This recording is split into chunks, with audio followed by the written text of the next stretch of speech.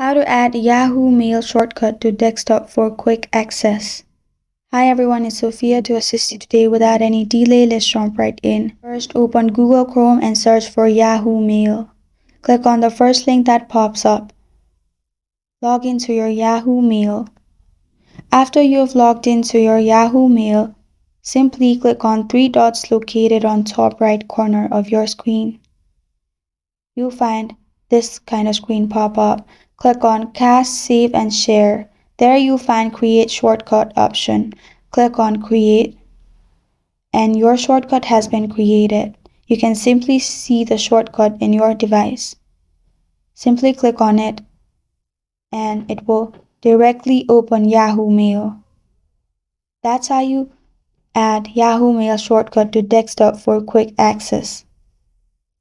Thank you for joining me today. If this video helped you out, please leave a like and subscribe for more.